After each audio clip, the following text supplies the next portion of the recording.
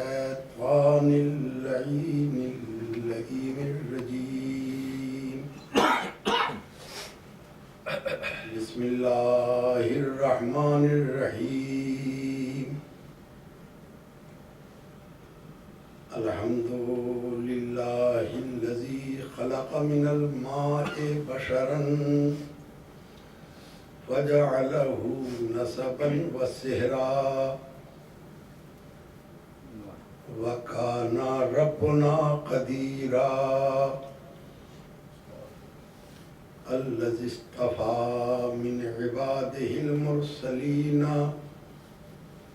سيد النبيين خاتم المرسلين محمدا شاهدا ومبشرا ونذيرا وداعيا إلى الله بإذنه ما شاء الله وجعله سراجا منيرا والصلاة والسلام والتحية والإكرام على أهل بيته الذين أذهب الله عنهم الرجس وطهرهم تطهيرا اللهم صل على محمد وآل محمد. بعد فقد قال الله سبحانه تبارك وتعالى في كتابه الحكيم وهو أصدق الكريم بسم الله الرحمن الرحيم اهدنا الصراط المستقيم صراط الذين أنعمت عليهم غير المغضوب عليهم ولا الضالين. اللهم صل على محمد وآل محمد. عزیزان محترم، میں اس بات کا کبھی بھی میرے ذہن پہ کوئی اثر نہیں ہوتا ہے کہ مجمع کتنا ہے، ماشاءاللہ اس لیے کہ یہ حقیقت بھی ہے اور مجھے یقین بھی ہے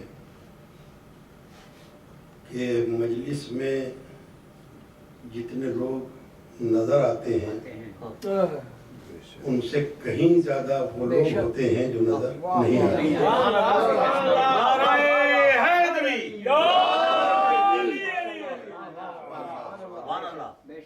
اور جو نظر نہیں آتے ہیں وہ بہت ہی بلند مرتبہ ہوتے ہیں۔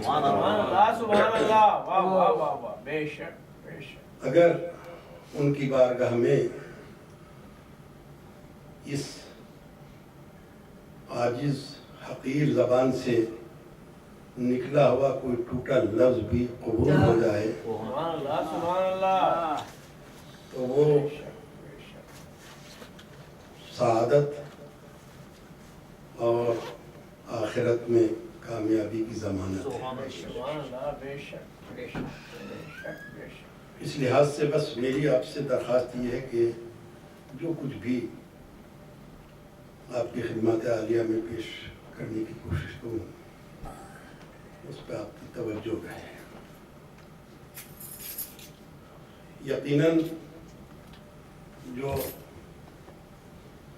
قرآن مجید کی عبارت، میں نے خاص طور پہ لفظ عبارت استعمال کیا ہے اس لیے کہ یہ ایک آیت نہیں ہے۔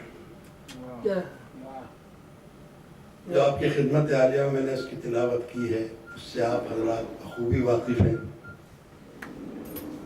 اور اس کی اہمیت، عظمت، برکت اور معنویت سے یقیناً ہر وہ شخص واقف ہے کہ جو مسلمان کہلاتا ہے۔ لیکن میں تو اس موضوع پہ اتنا بھی عرض کر دوں کہ مجھے کوئی نئی بات نہیں کہنا ہے، اس لیے کہ قرآن کے بارے میں ہمارے بزرگ اتنی باتیں بتا چکے ہیں کہ اب اگر ہم انہیں یاد بھی رکھ لیں تو بہت بڑی بات ہے۔ نئی بات یہ کہنا میرے نزدیک چھوٹا ہوں اور بڑی بات ہے، مگر اسی کے ساتھ ساتھ اس لیے عرض کر رہا ہوں کہ قرآن مجید میں دو مقامات کے اوپر دو آیتیں ہیں تھوڑے سے لہجے کے اختلاف کے ساتھ۔ ایک آیت یہ ہے فَذَكِّرْ إِن نَفَعَتِ الذِّكْرَىٰ، آپ ذکر کرتے رہیے اگر ذکر سے کوئی فائدہ ہو۔ توجہ کرتے ہیں، آپ ذکر کرتے رہیے اگر ذکر سے کوئی فائدہ ہو، یہ ایک آیت ہے۔ دوسری آیت ہے فَذَكِّرْ إِنَّ الذِّكْرَىٰ تَنْفَعُ الْمُؤْمِنِينَ، آپ ذکر کرتے رہیے بے شک ذکر سے مومنین کو فائدہ ہوتا ہے۔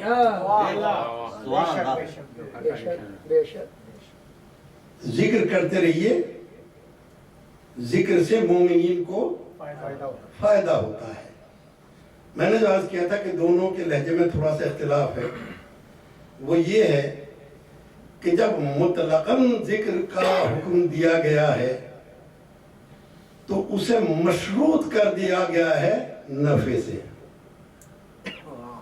اگر ذکر سے فائدہ ہو رہا ہو تو کرتے رہیے،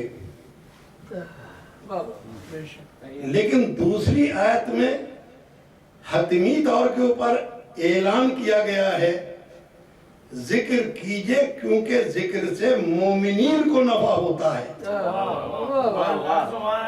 ماشاءاللہ، ذکر کرتے رہیے اس لیے کہ مومنین کو اس سے نفع ہوتا ہے۔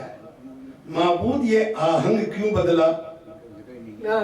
جب ذکر کا تنہا تذکرہ ہوا تو مشروط کر دیا نفع ہو تو کیجئے، لیکن جب مومنین کا تذکرہ آ گیا تو کہا ضرور کیجئے، اس لیے کہ مومنین کو نفع ہوتا ہے۔ اللہ اکبر۔ تو آخر اس نفع کو پہچانے کیسے کہ نفع ہوتا ہے یا نہیں ہوتا؟ یہ معلوم ہونا چاہیے۔ اگر نفع ہو تو پھر ذکر کریں، نہ ہو تو نہ کریں۔ تو نفع کی علامت کیا ہے، پہچان کیا ہے، شناخت کیا ہے؟ اس کی ایک ہی شناخت ہے۔ عرف عام میں نہ کسی فلسفے کی ضرورت ہے، نہ کسی باریکی میں جانے کی ضرورت ہے، نہ کوئی بہت گہرا نقطہ ہے۔ سیدھی بات یہ ہے کہ ذکر وہی پسند آتا ہے جس سے نفع ہو۔ ذکر وہی پسند آتا ہے جس سے نفع ہو، اور اگر کسی کو نفع نہیں ہو رہا ہے تو کہتا ہے کہ چھوڑیے بیکار ہے۔ اگر خدا نہ خواستہ کسی کا کوئی عزیز بھی دنیا سے چلا گیا تو سوئم کو بات اور ہے، چلوں کی بات اور ہے، سال بھر کے بعد میں کچھ اور ہے۔ اب کسی نے اگر روک کے اسے کہا کہ بھائی آپ کا فلاں عزیز رخصت ہو گیا تھا، کہہ رہے بھائی کیا فائدہ، میں توجہ چاہتا ہوں، ارے بھائی کیا فائدہ بھی ذکر سے، گئے ہوئے مدت ہو گئی۔ یعنی جب تلک اس کو نفع ہو رہا تھا، تسکین قلب ہو رہی تھی، اسے اچھا لگتا تھا، لیکن جب ذکر نے اثر ڈالنا چھوڑ دیا تو لوگوں نے ذکر کو بھی بند کر دیا۔ اب اگر کسی تذکرے کو 1400 برس گزر گئے ہوں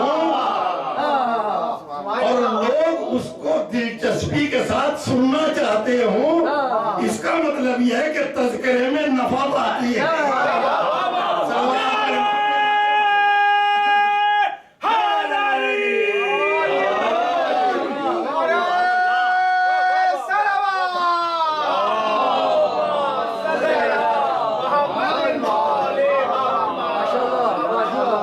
इसका मतलब है तज़किरे में नफा बाकी है। और ये नफा नुकसान भी दो तरह का होता है। एक नफा होता है शॉर्ट टर्म, एक होता है लॉन्ग टर्म। जाहिर है कि मैं अगर इसको कलीलुल मुद्दत और तवीलुल मुद्दत कहूं तो अब बात शायद मैं सही तरीके से कह पाऊंगा। एक कलीलुल मुद्दत, एक तवीलुल मुद्दत। कलीलुल मुद्दत यानी शॉर्ट टर्म, तवीलुल मुद्दत यानी लॉन्ग टर्म। अब जाहिर है ये फैसला करना अरबाब फहम का काम है कि वो शॉर्ट टर्म को अपनाए या लॉन्ग टर्म को अपनाए। कलीलुल मुद्दत फायदा चाहते हैं या तवीलुल मुद्दत। अब इस मुद्दत का भी मसला कुछ टेढ़ा है। एक मुद्दत वो होती है जो चंद दिनों के बाद खत्म हो जाती है, एक मुद्दत वो होती है जो उम्र के साथ खत्म होती है, एक मुद्दत वो होती है कि जो उम्र के बाद भी कायम रहती है। तो सबसे ज्यादा फायदेमंद जिक्र कौन सा होगा? जो इस दुनिया में भी नफा पहुंचाता हो, आखिरत में भी नफा पहुंचाता हो। सलावत बर मोहम्मद।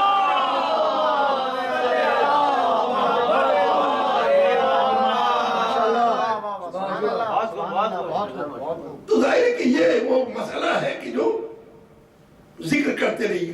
बेशक बेशक। इसीलिए मैंने आपकी खिदमत में जो कुरान मजीद की आयतें पेश की हैं वो जाहिर है कि आप हज़रात की सुनी हुई है, सुनी हुई का रोजाना आप पढ़ते भी हैं।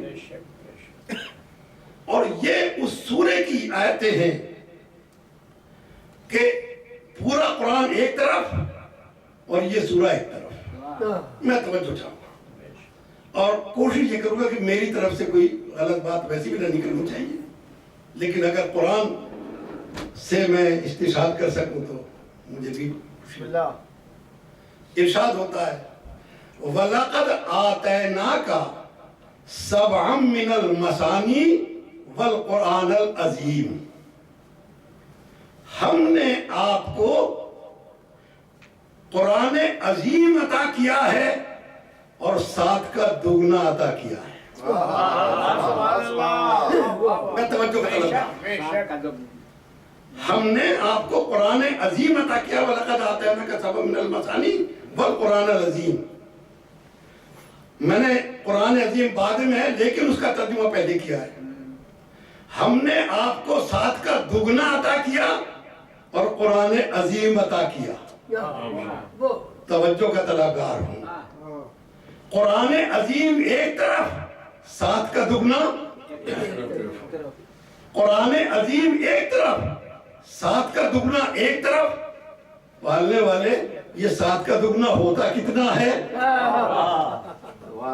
ये साथ का दुगना होता कितना है? 14 ही है ना? सात का दुगना 14 ही है। तो अब सीधे सीधे यही कह दीजिए कि हमने कुरान भी दिया है, 14 मासूम भी दिए हैं। सलावत बर मोहम्मद।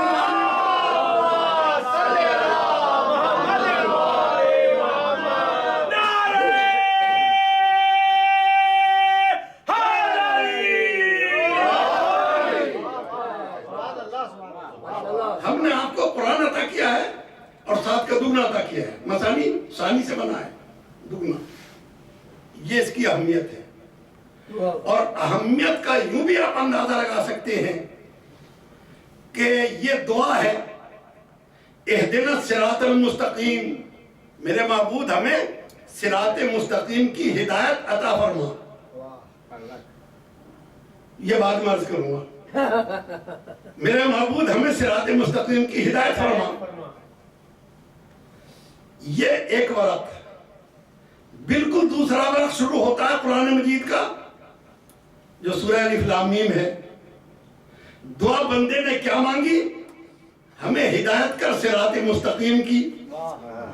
اگلے ہی سامنے جو صفحہ ہے اس پہ لکھا ذالک الکتاب لا ریب فیہ ھدی للمتقین.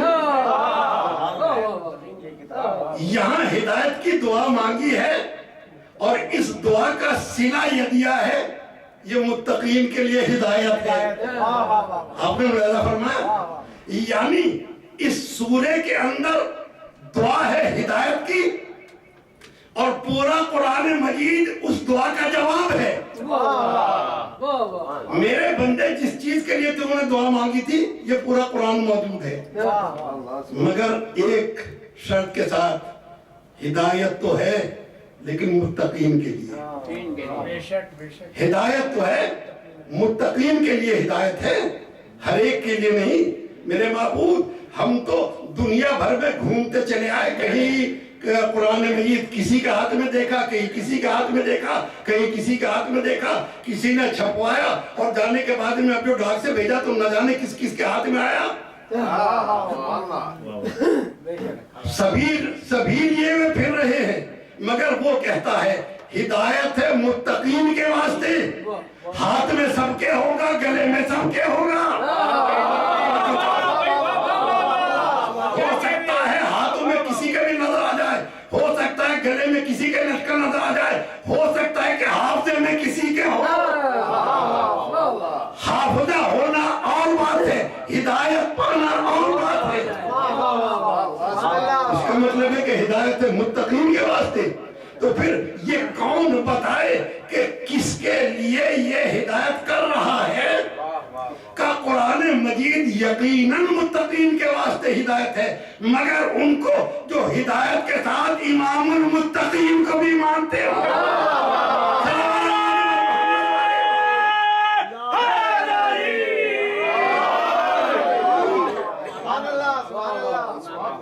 صلوات پر محمد والے محمد.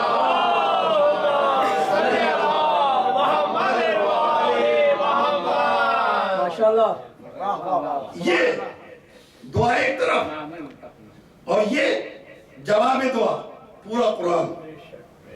اب ذرا ملاحظہ فرمائیے کہ اس دعا کو مانگنا ادا کرنا ہر مسلمان کا فریضہ ہے کہ نہیں؟ اگر کوئی مسلمان اپنے کو مسلمان کہتا ہے تو اس پہ واجب ہے کہ اس کو دن میں کم سے کم 10 مرتبہ پڑھے. اگر مسلمان نمازی ہے تو اس پہ واجب ہے کہ دن میں 10 مرتبہ یہ دعا کرے. یہی جو میں نے عرض کیا ہے, ترجمہ میں نے روکا ہوا ہے بھی. اس دعا کے لیے واجب ہے کہ دن میں 10 مرتبہ اسے پڑھے. لیکن دعا مانگنے کے سلسلے میں تو میں نے یہ دیکھا ہے کہ چاہے جس زبان میں اپنی زبان میں دعا مانگ لیجئے, ہندوستان کا ہندی میں دعا مانگے, کسی اور ملک کا کسی اپنی زبان میں مانگے, جہاں انگریزی بولی جاتی ہے اس میں دعا مانگ لے. وہ تو ہر ایک کو سننے والا ہے. وہ تو ہر ایک کو سننے والا ہے. تو اگر ہم نے اس کے بجائے اردو میں یا انگریزی میں ترجمہ پڑھ لیا اسی دعا کا, توجہ کا طلبگار, اسی دعا کا اگر ہم نے انگریزی میں ترجمہ پڑھ دیا یا اردو میں یا ہندی میں یا جو بھی زبان ہے جہاں جہاں بولی جاتی ہے, تو کیا خیال ہے کہ جی ہاں دعا تو آپ نے مانگ لی, نماز گئی. آپ نے دعا تو یقیناً مانگ لی ہے مگر نماز گئی تو نماز چلی گئی تو کا ترک واجب ہو گیا. کا ترک واجب ہو گیا تو کیا کا گناہ ایسا ہوا کہ جسے چھوڑا نہیں جا سکتا. معبود آخر دعا تو وہی ہے, مفہوم وہی ہے, ہم نے تو لفظ ہی بدلی ہیں. ہم نے تو صرف لفظ بدلی ہیں. وہی مانگا ہے انگریزی میں بھی, اردو میں بھی, ہندی میں بھی, فارسی میں بھی. جو اس کا نتیجہ ہے, ترجمہ ہے, خلاصہ ہے, ہم نے تو وہی مانگا ہے. کچھ الگ چیز تو مانگی نہیں. کہا نہیں مسئلہ بہت ہی نازک ہے، یہی الفاظ دہرانے پڑیں گے۔ میں توجہ چاہ رہا ہوں میرا، ان الفاظ کا ادا کرنا ضروری ہے، اپنی زبان میں بھی انہیں نہیں مانگو گے اور دعا مانگ لو، کوئی بات نہیں، ان الفاظ کو تو انہیں ہی ادا کرنا پڑے گا۔ کوئی اور اگر لفظ اپنی جگہ سے رکھ دیے تو قبول نہیں ہوں گے۔ میں توجہ کا طلب کر رہا ہوں محترم مجلس، اگر الفاظ ہم نے اپنی طرف سے لگ دیے، مفہوم وہی ہے، تب بھی قابل قبول نہیں، تب بھی قابل قبول نہیں۔ میرے معبود آخر یہ اتنی پابندی کیوں؟ مفہوم تو وہی تھا، زبانی تو بدلی ہے۔ کیا تمہیں نہیں معلوم معاملہ ہدایت کا ہے؟ معاملہ ہدایت کا ہے۔ اگر ہمارے بتائے ہوئے الفاظ کے بجائے اپنے الفاظ بھی استعمال کیے تو قبول نہیں ہوں گے۔ میں توجہ چاہوں، ہم نے جو الفاظ نازل کیے ہیں، اگر ان کے بجائے آپ نے کوئی اور الفاظ استعمال کر لیے تو قابل قبول نہیں ہیں۔ لفظوں کی بات ہے، جس نے ہدایت کے لیے لفظوں کا اختیار بھی امت کو نہیں دیا، جس نے ہدایت کے مسئلے میں لفظوں کا اختیار بھی امت کو نہیں دیا ہے، تو ہادیوں کے چننے کا اختیار کیسے دے گا؟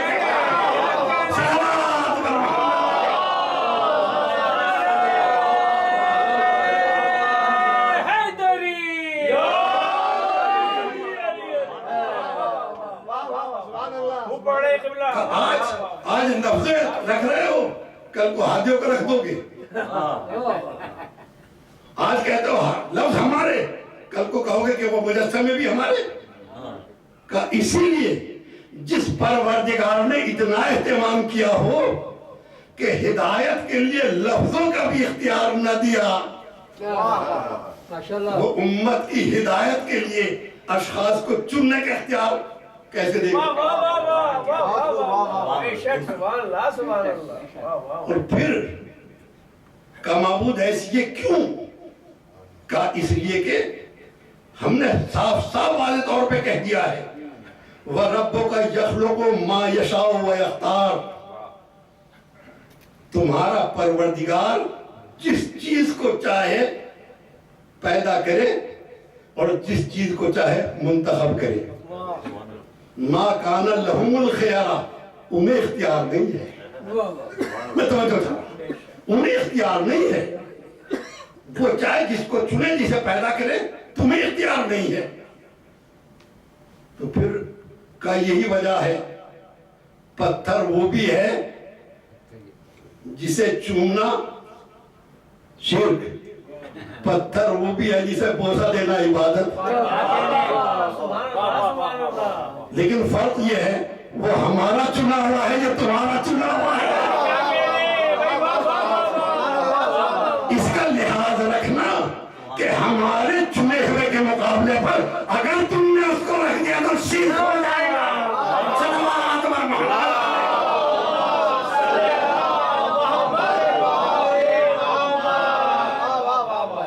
وَرَبُّكَ يَخْلُقُ مَا يَشَاءُ وَيَخْتَارُ مَا كَانَ لَهُمُ الْخِيَارَةُ، تمہیں اختیار نہیں ہے۔ اور جب اختیار نہیں ہے تو اب ظاہر ہے کہ وہ اختیار کیا ہے؟ کہا یہ ہم نے جس چیز کو بھیجا ہے، ایک حضرت صالح کی اونٹنی، حضرت صالح کی اونٹنی، اس کا ذکر قرآن مجید میں ہے، جہاں ارشاد ہوتا ہے کہ خبردار وَنَفْسِ وَمَا سَوَّاهَا فَأَلْهَمَهَا فُجُورَهَا وَتَقْوَاهَا قَدْ أَفْلَحَ مَن زَكَّاهَا وَقَدْ خَابَ مَن دَسَّاهَا كَذَّبَتْ ثَمُودُ بِالتَّقْوَىٰ إِذِ انبَعَثَ أَشْقَاهَا فَقَالَ لَهُمْ رَسُولُ اللَّهِ نَاقَةَ اللَّهِ وَسُقْيَاهَا۔ توجہ چاہ رہا ہوں میرے ساتھ، رسول نے ان کے کیا کہا؟ خبردار اس اونٹنی کے قریب نہ جانا۔ فقال لهم رسول اللہ ناقۃ اللہ، اللہ کے رسول نے کیا کہا؟ اس اونٹنی کے قریب نہ جانا اور نہ اس کے پانی پینے میں رکاوٹ ڈالنا۔ کیوں ہے یہ؟ ناقۃ اللہ، واہ واہ اللہ کی اونٹنی ہے. یہ توجہ چاہیے. سبحان اللہ اللہ کی اونٹنی ہے. میرے معبود تجھے اونٹ کی کیا ضرورت ہے نا؟ توجہ. تجھے اونٹ کی کیا ضرورت ہے؟ کہ چونکہ ہماری طرف سے منسوب ہے. توجہ چاہیے. اگر ہماری طرف سے منسوب ہے تو ہم نے ناقۃ اللہ کہا خبردار اس کے احترام میں کمی نہ کرنا. ارے توجہ چاہیے. ناقۃ اللہ بن گئی پیدا کی ہوئی چیز. اونٹنی تو اونٹنی ہے.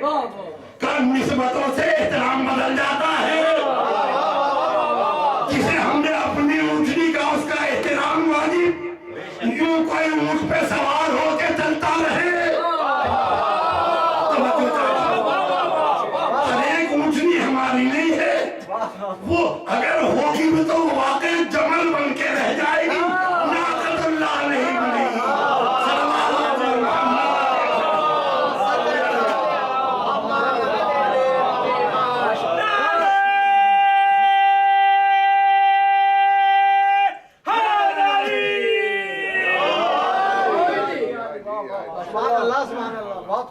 نتیجہ کیا ہوا؟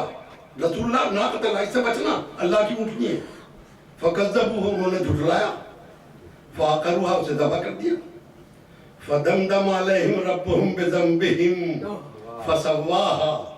اللہ نے ان کے اوپر اتنا عذاب نازل کیا ان کے گناہ کی وجہ سے. ان کے گناہ کی وجہ سے. معبود تیری شان میں تو کوئی گستاخی نہیں کی. تیری توحید میں تو شک نہیں کیا. تیری عبادت کا تو انکار نہیں کیا. کہ جو چیز ہم سے منسوب ہے اس کا احترام نہ کرنا بھی ہمارے لیے گناہ ہے. ہم سے گناہ سمجھتے. اب تو اندازہ ہو گیا کہ جو چیز ادھر سے منسوب ہو اس کے شان میں گستاخی کرنا گناہ بھی ہے. عذاب کا مستحق بھی بناتی ہے.